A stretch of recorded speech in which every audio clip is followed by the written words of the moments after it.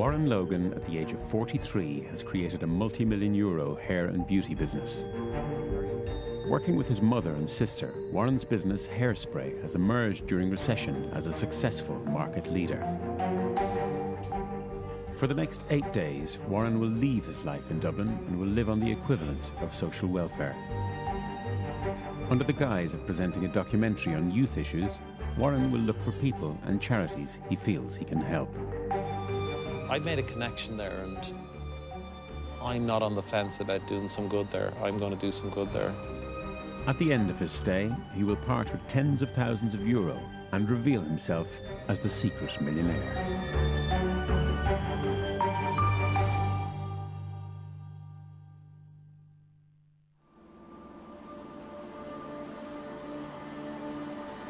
I'm incredibly driven. Maybe it's a little bit of a dysfunctional driven, but I have to get there. It's unstoppable. What drives me is when I was younger, we didn't have any money. The fear that my mother would be broke, my sister would be broke. I don't want to be broke. At 43, Warren has achieved financial stability and success, but he hasn't always had it so easy, growing up in a difficult and troubled environment.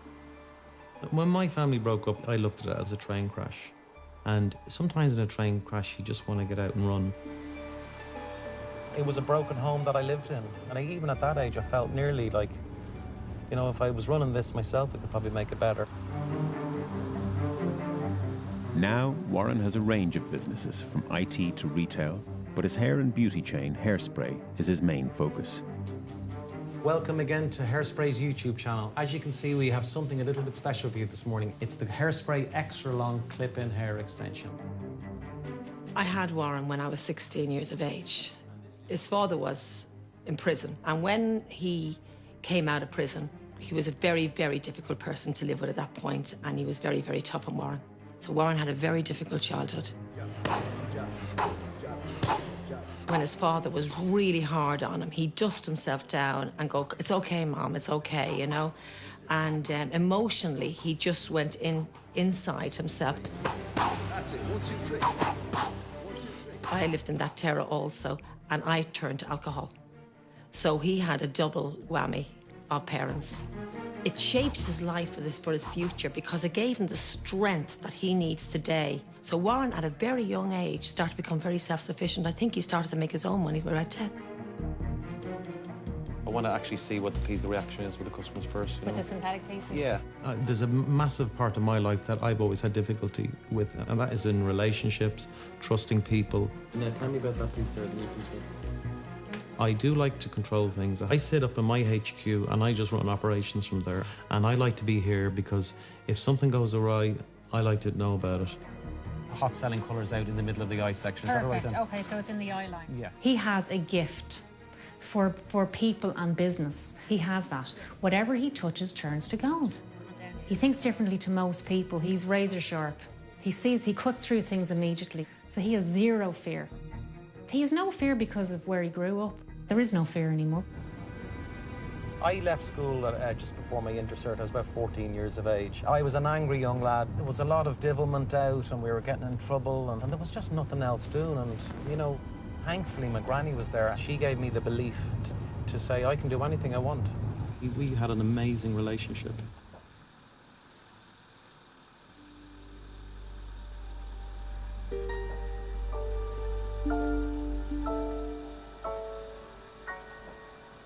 She died in that room up there.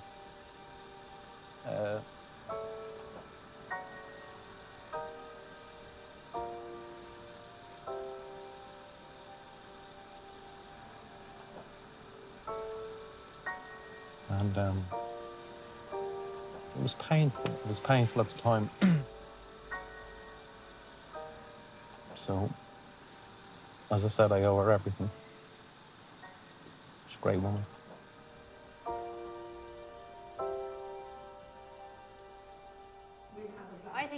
Warren will now say goodbye to his friends and family before setting off on his unknown journey. I'm heading down tomorrow. I have to say, I am a little bit nervous. Are you going to miss me? Oh my God, how are we going to survive? I am very apprehensive because I'm totally out of my comfort zone on this. But I just look at it as like everything else. This is a totally new challenge. Get a journal so you can write it. Yeah. I don't know where he's going, but I know wherever he's going, at the end of it, he's going to find the great results.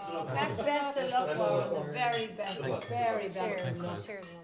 My nightmare scenario is looking like a total idiot, that people go, who's this pretentious person coming down here, waving a check? Because it's a fine line and we're in difficult times. You know, I have to really just try and be honest because it's difficult for people out there at the moment. The day has arrived for Warren to leave his secure life in Dublin. He's saying goodbye to the comforts of home and family. Warren will take the train south to Cork, where his journey will begin.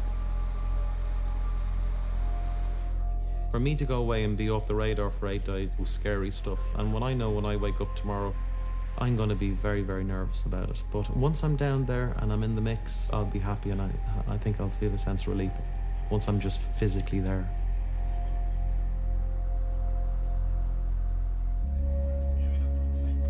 Warren is heading for a house that will be his home for the next 8 days.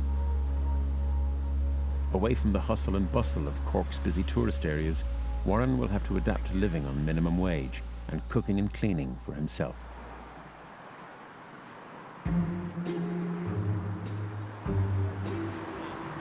What are you looking for? Riverview House. Riverview House. Doesn't ring any bells. No problem at all. Okay then. Thanks very much.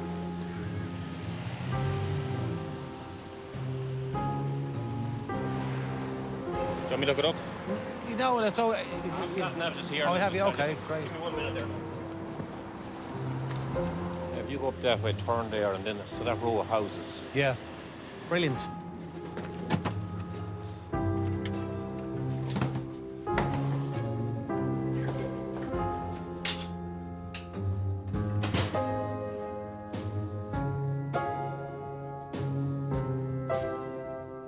It has the smell of when I used to go to holiday home when I was a kid.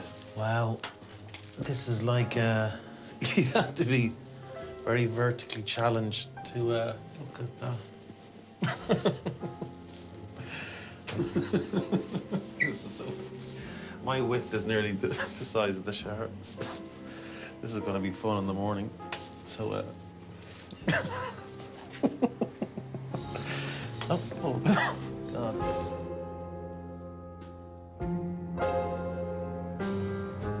That's a great to know that if things don't work out, I can run home very quickly.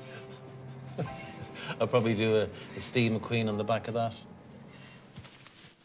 I brought so many shirts. It's my diary for all my notes.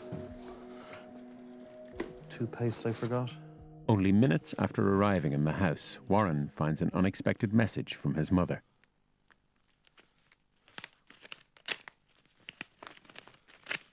I'm sorry I cannot speak to you, but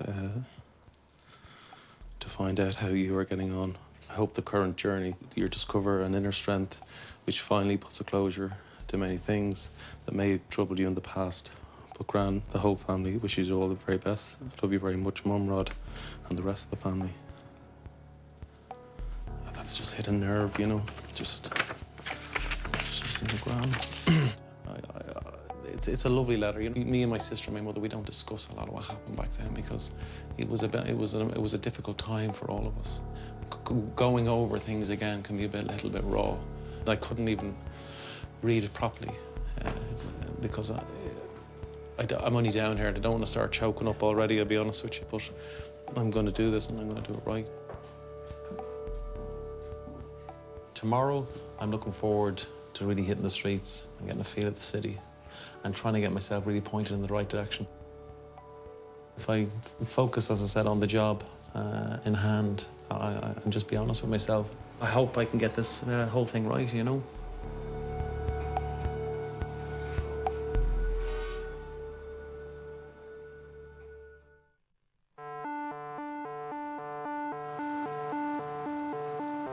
Warren Logan is a successful businessman.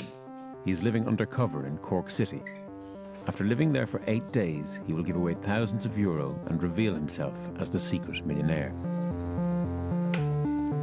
It's Warren's first day in his new home, where under the guise of presenting a documentary about youth issues, he'll be looking to make contact with people or groups he can help. I woke up, I'm well rested, and I'm looking forward to today now. I just need to find my bearings. Cork is a busy urban centre, welcoming tourists amidst the day-to-day clamour of a thriving city. Hoping to find out about the city's different areas, Warren heads to the local barbers to get some insight. I haven't a clue where I am, so as is the best way to find out is really through the local people, and then take it from there. Good morning, how are you? Sit down there for yourself. Cheers.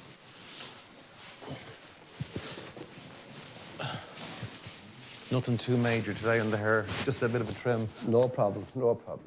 How are you keeping? I'm good. Good. I just arrived yesterday, so just... Very good. How are they all in the capital? Things are tough, but I keep hearing things are getting better. Yeah, but yeah. I haven't seen it. How long are you in Cork for? You for a few days, or? I'm going to be here a week. Are you? Yeah, Oh, I'm going to be here a great. week. You'd be like the secret millionaire, so. I wish, yeah. I'm only about 990 grand short. Well, what about the dubs this year? Will they win the double? Do you know, you might as well be asking. You know, it's I'm the worst when it comes. That's poor trigger there now, look. How's the music going? Not too bad. That's good. This is the man now. He's going to be our new #1 music man in Cork by. And what are you doing, Trigger? What do you sing? You rap? Rap. Are you local? Yeah, I'm just up the road and growing. Cool. That's lovely. Thank you very much. Thank you very much. How are you getting on? Right. So what are you playing there? It's one of my ringtone off one of my videos on YouTube. Hanging up and growing, life was far from fucking pretty. Gritty little things taught me how to live and who to trust. Non-plus me to adjust before I come bust. Wishful thinking, the cost of living fell. People so broke that they're robbing from the wishing well. Answer me this question well, why is it depression sells? Sore of possession. Where are you based? Carnival, up the road there. Like 2 minutes now. You wouldn't mind bringing me up, would you? Yeah, why would you want to go up there? I'm just in Dublin and or come from Dublin and down in Cork, and as I said, I'm doing a documentary on life in Ireland, especially for youths and everything like that. So I want to. Just around the areas, local areas. Yeah, because to be honest with you, I'm a Dublin lad. I haven't a clue of the area. So if you have the time, it'd be great. Yeah, no bother. Great.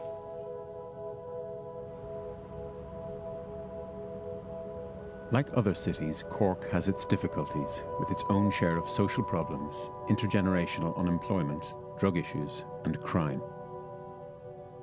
Tell me about the video. Yeah, it's just about, basically it's a bird's eye view on one person that I seen his story kind of unfold over time. And what was he on? Drugs and heroin, or he was on heroin? Yeah. Right. And with drug use, was it there, or is it something that's come on the scene in the last year or two? Lately, it seems to be just everywhere, all the time, like, and it's not just heroin. It's like everything. Like, a lot of stuff that be going on in the place mightn't make the news. You know, like in Cork before, you would hardly ever hear of gun crimes. You'd hear of stabbings and all that kind of thing. Yeah. But like within the last even 2 months, there's after been about 4 shootings. And have you been in trouble with the police yourself? Never, no. What do you think made that difference? What do you think was in you, should I say, really, that made you say, I'm actually not going to get involved, and I see it? Just cop on, like, just having common sense. I also had a tricky background, and I didn't go down your path. I went down the other path. Some people I always find are more, they're made of harder steel, and some people get very, affected with things. You know what I mean? The product or environment, I suppose. Yeah. And it is amazing, like, I always see, if you have brothers in a family and they're all the same mother, obviously the same father, and they just go down totally different paths. Yeah. You know, it's weird to see. You could have the same as a fellow grows in the mansion. He could be bored because he's got too much money. Yeah. Whereas people around him mightn't have enough money, so then they get bored and they do other things. Like. Yeah. That lad Trigger, I think he'd be probably a rare breed. I think a lad like him is an inspiration to a lot of people around here, because the temptation is to maybe rob cars or to go on drugs or whatever, because there's nothing else to do. So he learned his craft down in the hut. I want to get down there and learn a little bit more about that, so that's where I'm going to make my way down there today.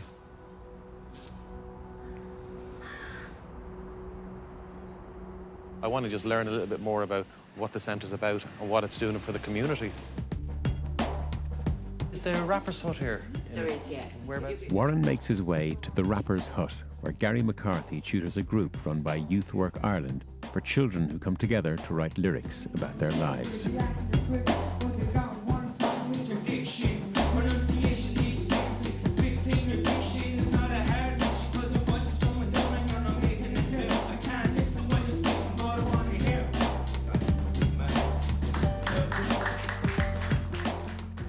So, what you're doing here, what do you think that's fulfilling for the kids that are coming here? What type of need? It gets them in doing something productive, something creative, and it gives them an opportunity to rap about their lives. And at the end of the day, rap is the voice of the street. So basically, whatever happens from where you're from or what you grew up with or what you live, then basically that's what you're going to rap about. And some people use rap as a way just to let it all out. As Irish people, I think we're naturally born storytellers. We've lots of humour, lots of wit.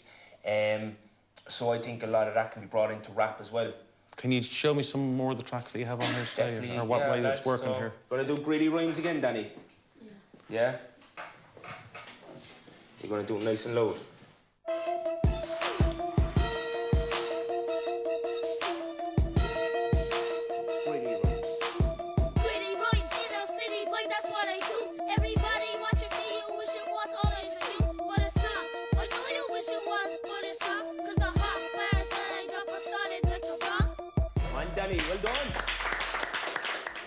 Look at me, starting from the bottom, heading for the top. I forget about the judgments, I never ever stop. I learn from my mistakes, yeah, I learn from them all.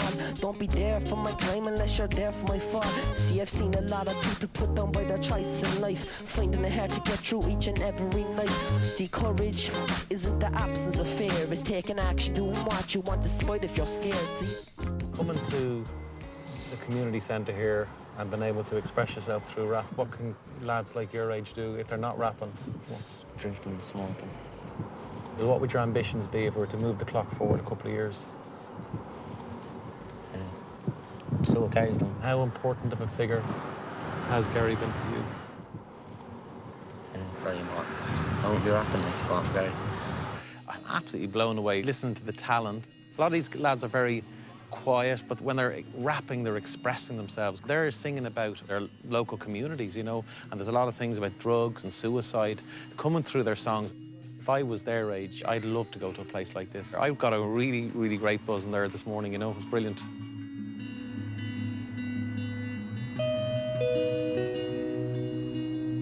It was a very powerful experience being able to see kids going into an environment like that and really enjoying it. Coming from my own background, I didn't have those mentors. I needed maybe a sort of Gary in my life. Ah, the beans, the famous beans. You wouldn't have a bag or anything like that, would you? I can actually get as well. What's this? It's for a coffee morning just in the Montanati Hotel for those bereaved by suicide. Right, okay.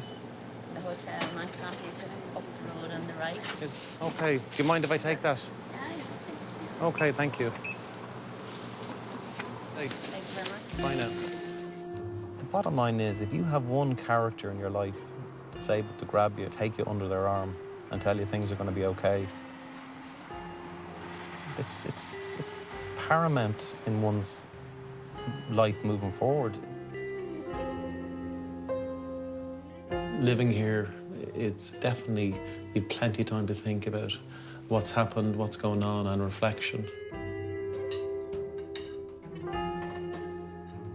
The place I'm in, the food I'm eating, it's really back to basics, you know, and a lot of the time when you take away the things that you normally have in your life, it's a great sort of, in a way, sanctuary for me just to focus.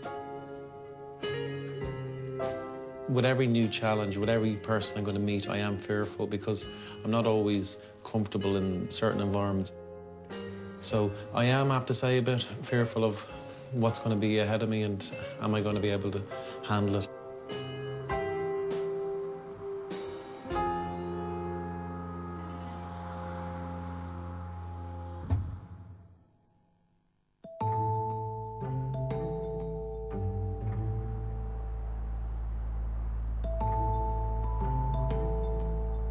the next day, and Warren has phoned ahead to meet Colette and Anthony Wolfe, who run You Are Not Alone, a self-funded voluntary group who offer coffee mornings for those touched by suicide.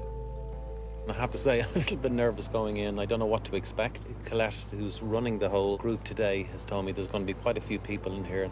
The whole prerogative today for me is just to listen, get some more understanding about suicide and what it means having the support of a group like this. Today we've a special guest with us. We've Warren. The way it works, Warren, as it's your first time sitting in, get the Valium, get the drugs. Well, thanks for having me here, everyone. But Catherine, my good friend, says we're the club that nobody wants to join. You know, I mean, it's something that wasn't in Cork, a coffee morning for suicide. It wasn't there for us, and it wasn't, and we just felt that together we get comfort from one another. So, with the coffee mornings, how helpful, I'm putting this out of the group, have they been? I think it really did help me. I wouldn't say deal with it, but kind of like just it helped me kind of accept it that it did happen, and like that I'm not alone. It's a great feeling to know that. You know. Do you know, for me personally, it's normality. Yeah. Each of us know that, you know, that we're on that walk, and it's a hard walk, and I can look across the table or look alongside me, you know, to the people that are there. You'll always know if one of them are having a hard day, and there is hope there. I'm after being so blessed of the people that I'm after meeting since my daughter's death. They don't want nothing from me. They don't look for nothing off me. They like my company, and I like their company. The only way you can release yourself of the emotions of suicide is to be able to express yourself, really. It's dreadful for people to lose anyone at any age, or, you know, no matter what they die from. I can tell you here today, I find it so hard. It just rips people apart, rips families apart. It just leaves no mercy. So, you know, people think they're in that, I know, at that critical point, like, you know, no one loves them, but they are loved, like, you know. My brother was in the Navy. He was 29 years of age. He was married a year and a half, and he was just the life and soul of the party. He had no troubles, he wasn't into drugs or drink or anything. He just got depression. People ask why, or, you know, what happened. We're 15 years on nearly, and we still don't know why. I heard so many different stories of husbands and daughters and brothers and sisters, and it's just harrowing to see that suicide can just absolutely wrench away someone's happiness and joy. That everyone is getting great inspiration from Colette and Anthony in what they're doing. I want to go a little bit further into it, and I've asked, can I go to their house and, you know, get a little bit more about You Are Not Alone and find out what makes them tick. In March 2007, Colette and Anthony Wolfe, who set up You Are Not Alone, lost their daughter Leanne to suicide. She was 18 years old. Can I see some photographs, actually, of Leanne? Of all the photographs, this one is my favourite. She turned the camera that way. Lovely, beautiful looking girl. Yeah, she didn't think that now, though. That would be with her, with Trina, her sister. That would be when she was in school with her dad. Proud father. Yeah. Yeah. That's her there now again with her dad. And that's her there now as well.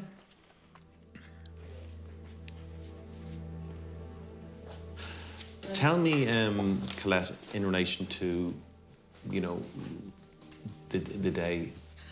The day of her death. Yeah.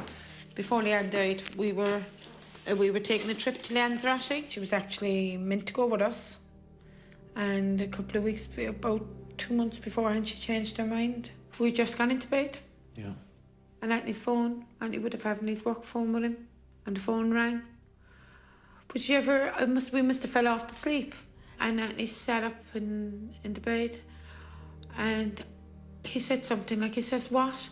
But I could know by his voice that, you know, something kind of churned in my stomach, you know, I was thinking something's wrong. Sinking feeling, yeah. All I was getting was the gist of the call. He was saying, where has she gone, Aunt? Where is she gone, my son?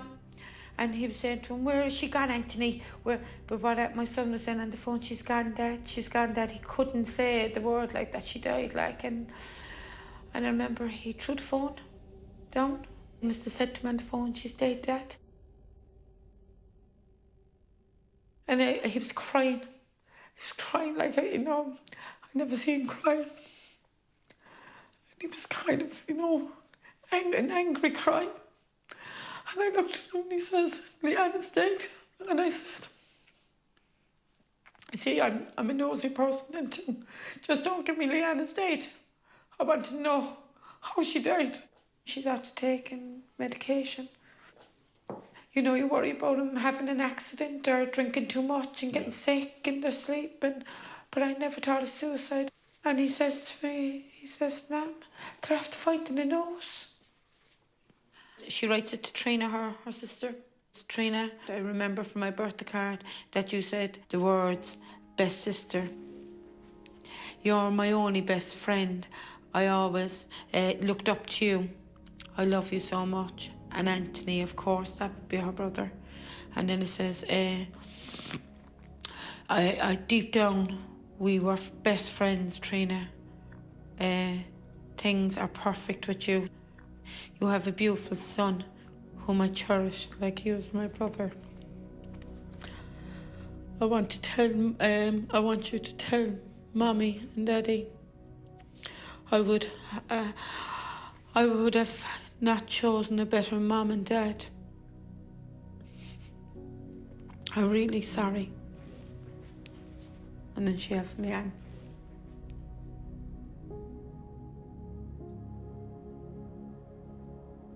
On the morning of Leanne's funeral, her sister Trina found some diaries in her bedroom giving a detailed account of 5 years of bullying. This is Leanne's room. That would be her teddy.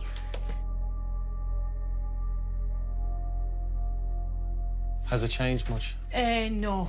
What was here? Her clothes were all over the place, and for a girl that was going to end her life, her room was in a state. It was on the day of her funeral, really, that Trina found the diaries. They would have been underneath her bed. And you'll see the day she starts getting more serious, called a Dear Diary, Did the handwriting change when it got more serious? Yes, the handwriting, and she'd go to pencil even at times. You'll see there now, a Dear Diary. Well, the past few days have clearly been the worst for me. She hit me straight in the face, and I have a big black eye. I am mortified. I couldn't even hit her back, and I know everybody's laughing at me. I'm going to a disco tonight, and I'm afraid in case she beats me in front of everyone. I've no real friends. Nobody's going to stand by me. I can't go on with this no more. I can't live with it no more. Really can't. It's not fair. What did I ever do to her or any of them for that matter?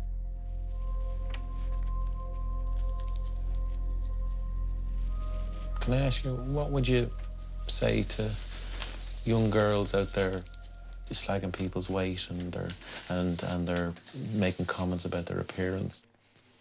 Think of what you'd say to someone that can leave a lasting effect.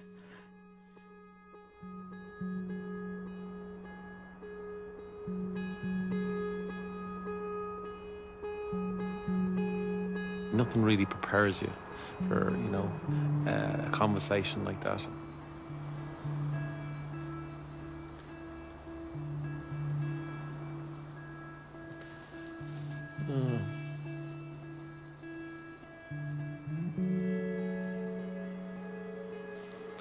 You see, it saddens me that a woman has to look at someone's notes and her daughter's notes, sorry. I saw some of those notes today and it's just horrific. It was a horrific thing to say. I personally wouldn't have had the strength. I made a connection there, and I'm not on the fence about doing some good there. I'm going to do some good there with You're Not Alone, because I couldn't walk away. As soon as Colette was 3 minutes in, I was there and I got it. But I think it can be brought up to another level, and I hope they be receptive to it.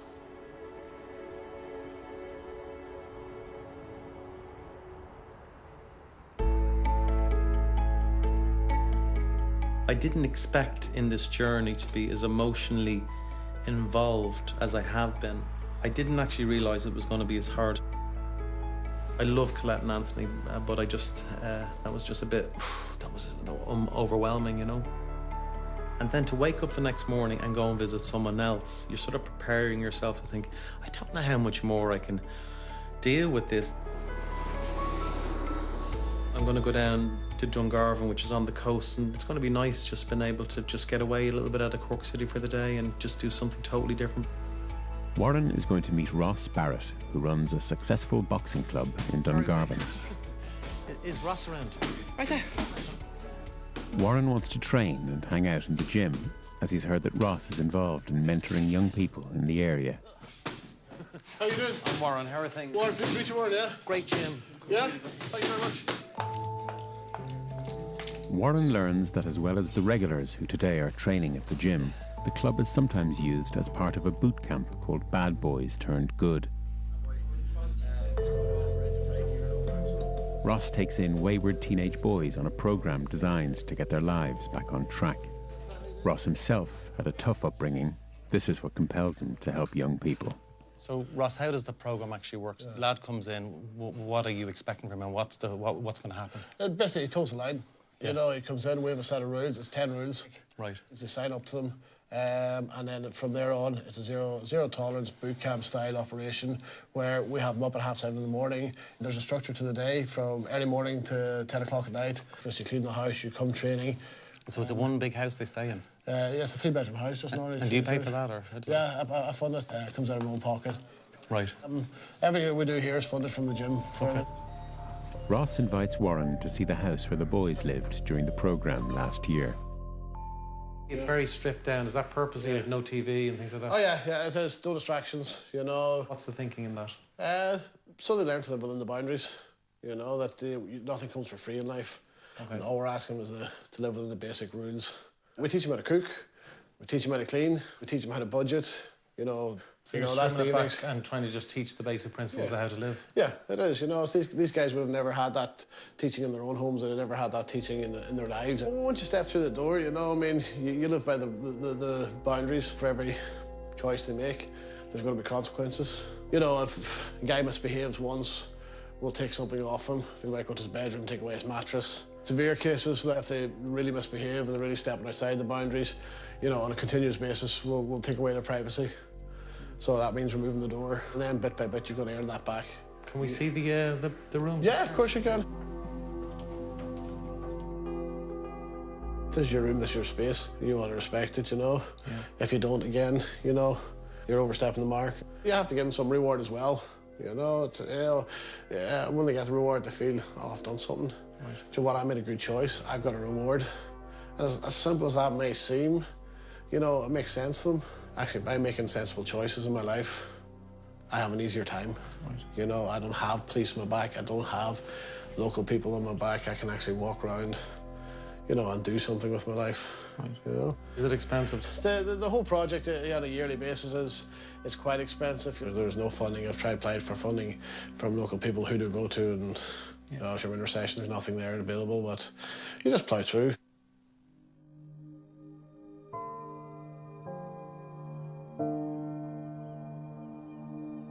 Warren now meets Declan Palmer, who has completed the Bad Boys Turned Good programme. Must have been difficult enough. It was hard getting used to.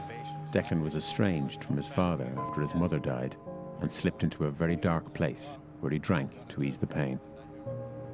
So tell me about the pain and the numbness. Well, pretty much, you know, that shows kind of a story of my pain there. Like, this is my reaction to my emotions, you know. How long of a space of time did you do that? In about a week. And there's 63 cuts there, I think, you know. To do that in such a short space of time, it must have been unbelievable pain. Yeah. Well, honestly, I was in such emotional turmoil. I was trying to search for pain, trying to feel that pain that I was, you know, yearning to actually feel, to know I was still alive, still had a soul, so to speak, you know. And did you? No, didn't feel any pain, and it took me a very long time to know that's not the answer. Yeah. Every time I look at them now, you know, it's really just reminding me of this pain, and it's there for the rest of my life, you know. There'd probably be a handful, if that, of people you trust on this earth, is there? There'll be a very small handful, yeah. Yeah. You know, it's hurt me so much in the past, you know. It sounds like you really trusted Ross as well. When he earned my trust fully was the day that he said, yes, I'll take you in. And then I knew he was a genuine person. Right. Really, it just kind of gave me that motivation to see people for who they are, no? Yeah. That there are genuine people out there. And you should never give up on those people. You know, it's been a vital part of my life, and it's shaped me to be who I am today.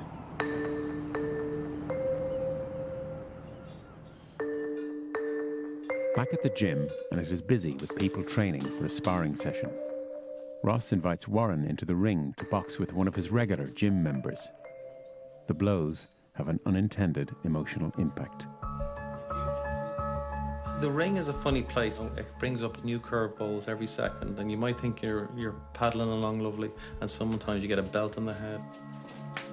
When he hit me in the way he hit me, you know, there's a trigger that goes off in my brain. I don't like getting hit. I'm not a bit violent, but if someone is aggressive or hits me, I just get, it can bring it back very, very quickly. I was in a situation that I was been hit when I was younger by somebody that, you know, had no respect for me as a child. It could be for the simplest thing as not being able to hang your trousers properly. The person that was doing it to me was very big and very strong. And when you're only very young and you're very small and you're looking up like someone like that's like a house.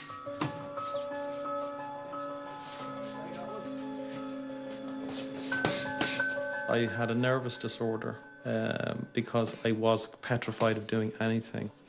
Luckily for me, that ironed out through the love of my grandmother, you know.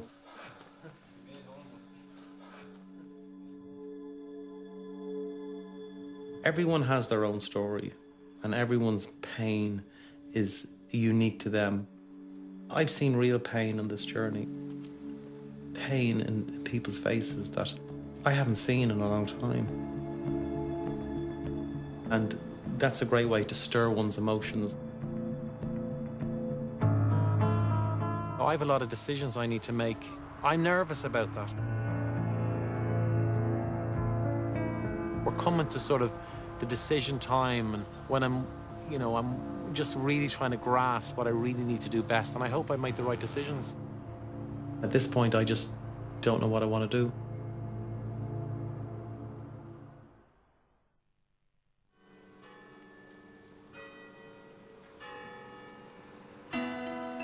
Warren Logan is a successful businessman who's been working undercover in Cork on a secret search for people or groups to help. After a long and busy week, he is trying to make some difficult decisions. Warren wants to go back to the Rapper's Hut in Grona Broher Community Centre to find out more about Gary McCarthy, who runs the rap programme. First, he meets Youth Work Ireland director Eleanor O'Sullivan to talk about the programme's funding. The kids that are coming here, what do you think brings them here? The music is a great attraction to them, and this gives them the opportunity to express themselves. And something like this all costs money, or what way is it, through grants or from We're local government? funded from the Department of Children and Youth Affairs. Okay. And we would have experienced, I suppose, since 2011 over a 25% cut in our funding. And probably more to come, I'd say. More to come, yeah. And I suppose you could start losing one or two kids back out onto those temptations on the streets, isn't it, really? Good, yeah. Have you tried it yourself? No, I haven't, Joe, but I've listened to it a lot. She's cold, tired, hungry and desperate, eating scraps off her burger from some fiend who just left, they're barely getting by. No, every day is getting worse. What happened to her dream? She wanted to be a nurse, and if it couldn't get better, she's a baby on the way. Single mother smoking crack cause the father ran baby. So obviously, this has taken up a lot of your time doing these groups. What do you, Gary, get out of it? I enjoy the feeling of helping them actually get it from idea stage to actually on a CD or on a phone. That's what I enjoy, and I suppose I enjoy the kind of buzz that they get off it, you know, when people start to like it and their friends start to like it. You know, it gives them that sense of confidence as well, and a sense of achievement as well, that they're actually putting finished pieces of music out there. I see exactly what those kids get with Gary, and he's really into his rapping, and they get it, and he gets them, and that's a great way to be. And point to yourself whenever you're mentioning I or we. How simple a bit of listening has been able to harness that energy into a positive light, where these kids are able to express themselves through a mic, and actually these lines come out through the mic. Every day dealing with this pain. Living this life like it's only a game. Every day dealing with this pain. Things like this are really hard to change.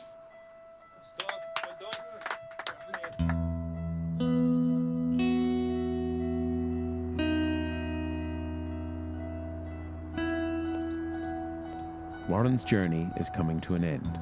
Soon he will give away thousands of euro and reveal his true identity. He wants to meet Colette and Anthony Wolfe, who lost their daughter Leanne to suicide one last time at their home. Hello, Colette. Lovely to see you again. How are you getting on? Warren wants to find out where they got the strength to set up You Are Not Alone, a support group offering coffee mornings for those touched by suicide. He particularly wants to hear what their plans are for the future.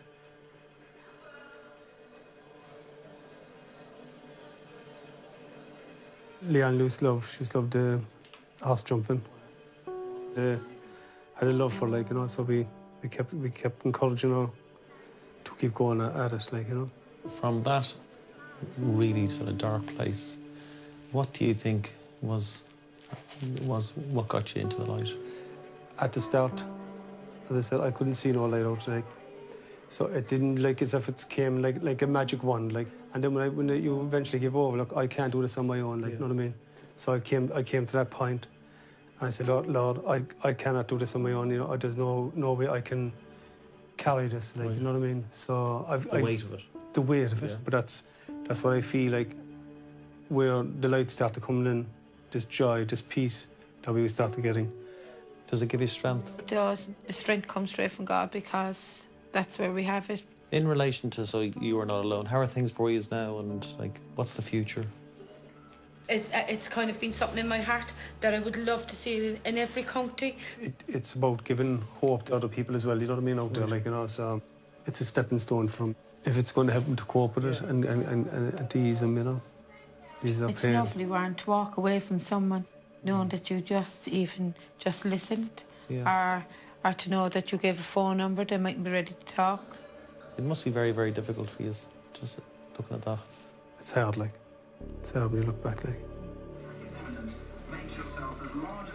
She's beautiful in it, you know, how she is in her jammies, a young little girl, you know. It's not natural, you know, not for me, like, not for a child to go before, you know what I mean?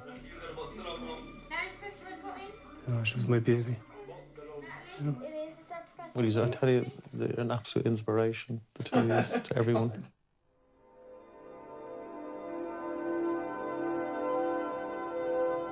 And I've met everybody, and I've been touched greatly by some of the stories, and it's been a very emotional journey.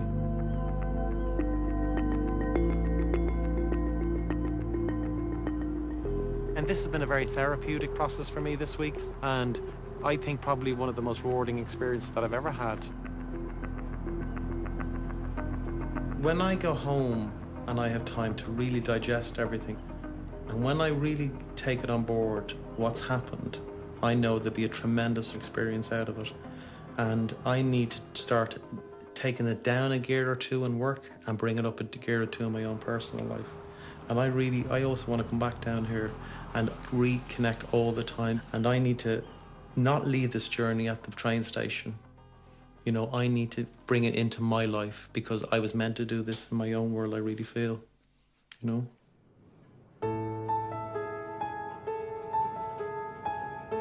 After a sleepless night, Warren has decided how he wants to help the people he has met.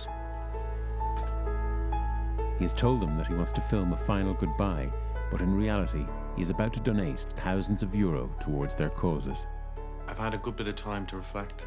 It's been a difficult decision, and I think I'm in a good place to make maybe some changes in these people's lives. Warren's first visit takes him back to where he began his journey in Cork 8 days ago, in Grona I haven't been entirely honest with you. I'm not a TV presenter. Right. We're not making a documentary about youth issues. The program's called The Secret Millionaire. And I've come down here and I'm blown away with what Gary's doing. And I want to give you something that I think will continue in the excellent work. I think you're a bit of a legend. Nice one. Did you know about this? There you go. Jesus. Thanks a million. No problem, man. Keep it real.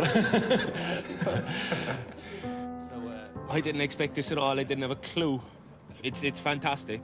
It's really good. It's going to be a huge help for the coming year, and just to develop the project and get more people involved. For someone like Warren to come in and actually give a damn about what was actually going on here and see the benefits that it does actually have, and not many people do actually see the benefits of things like rapping and music. Well, I think if only more towns and villages and cities had more Garys and do the work, I think it would be unbelievable, wouldn't it? This money will allow us to actually kind of be able to get in people for more workshops and to continue doing maybe twice a week instead of once a week, or maybe 3 times a week, because that's what people want. Appreciate that. No problem at all. Gary, seeing him with the kids, what he's doing, you know, he's particularly impressed me at the centre, the way he's able to connect and give trust to kids, give hope, and let them express themselves. And I hope today my small gesture of goodwill lets him continue on the unbelievable work. Next, Warren makes his way to Dungarvan. So I sort of feel like I'm nearly going in having to propose, and I'm really nervous about going in here. I don't know why, but I am. So basically, anyway, we're coming down to say our final goodbyes. Yeah. And Ross, you know, I haven't been entirely honest with you.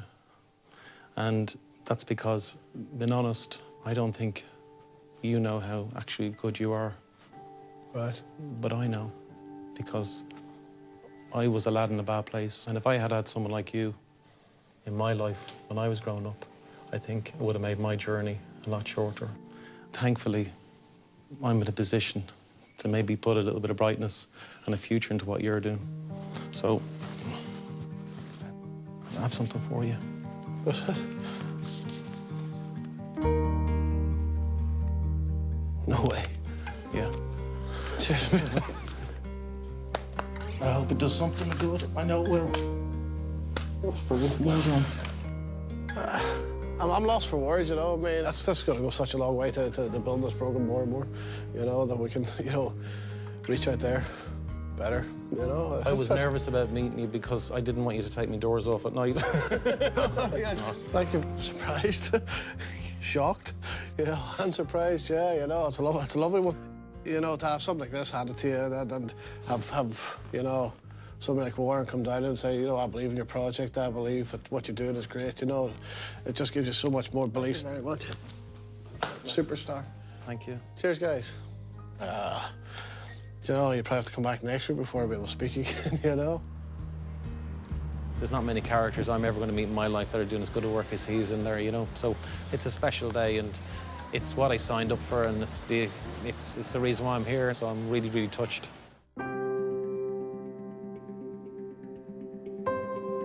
Lastly, Warren will reveal his true identity to Colette and Anthony Wolfe. You always wonder, do they have any inclination about what's ahead in the conversation we're going to have? But I think in the long thrust of things, it's going to be irrelevant, because this is going to be a magic moment for both of us, and I'm really looking forward to going in there and hopefully making a difference in their lives. Hello, Anthony. How are you getting on? Very Good to good see yourself. you. Very How good have you to see been? you. Where's the lady herself? I haven't been entirely honest with you. I'm not a TV presenter, and we're not making a program about youth issues. You invited me into home and you told me a story that touched a place in my heart that I didn't even know was there. Is this a wind-up? No, it's not a wind-up, you know. And I'm in a fortunate situation that I'd like to give you something towards You're Not Alone.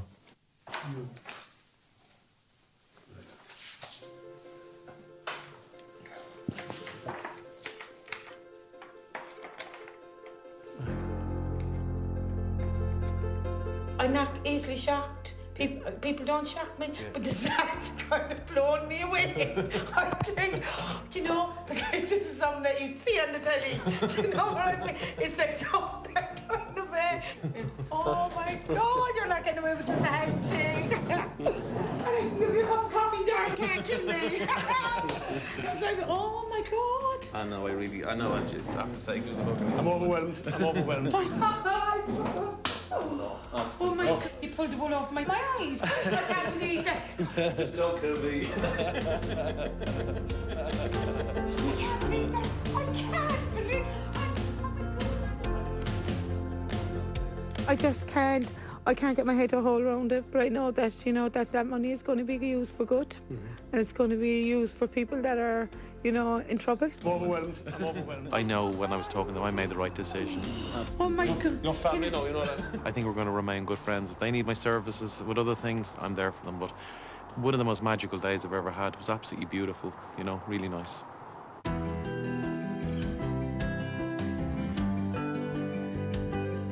I'll go home with appreciate everything just that little bit more, because it's not all about are you doing well in business or are you not.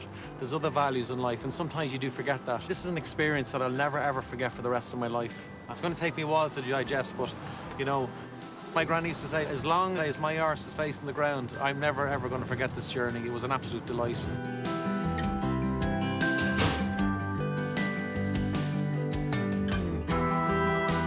And if you've been affected by issues raised in this episode of The Secret Millionaire, you can find support information on RTE Airtel page 700. That's RTE Airtel page 700. Next tonight, it's prime time.